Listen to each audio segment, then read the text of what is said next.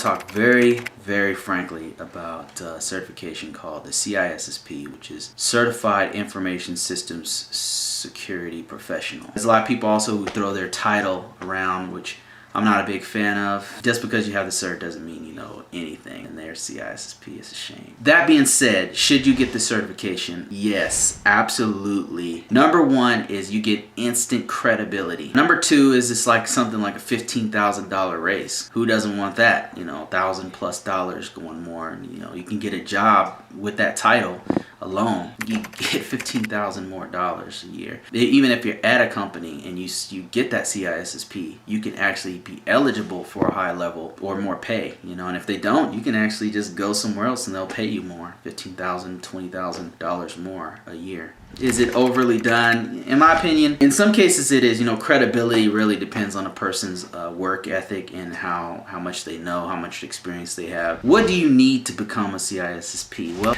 there's the test. For me, it wasn't easy. I'm being perfectly honest with you. It was a hard test, and it took me 5 hours and 30 minutes to do that test. It's got about a 70% pass rate, and a lot of people end up taking it 2 or 3 times to pass it. It's $600 to take the test, but it's worth it because, like I said, you got $20,000, $15,000 raise, you know, potentially. It's 250 multiple choice questions, 10 different domains, and they range from some technical, not super technical because it's not a very specific test. What would you do in this kind of situation?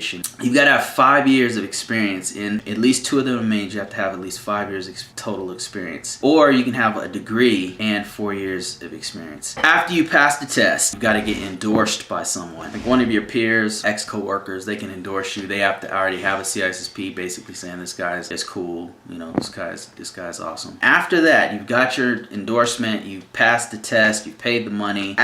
Never actually ends because you have to maintain the CISSP. Every 3 years, you're supposed to get CPEs, or continuing professional education credits. And essentially, it's like making sure that you maintain your knowledge level. Fast growing field, is always changing, always evolving. So I want to make sure that you have the knowledge you need to continue to be a professional. A total of 120 CPEs at the end of 3 years. And then there's an $85 fee each year of an annual maintenance fee.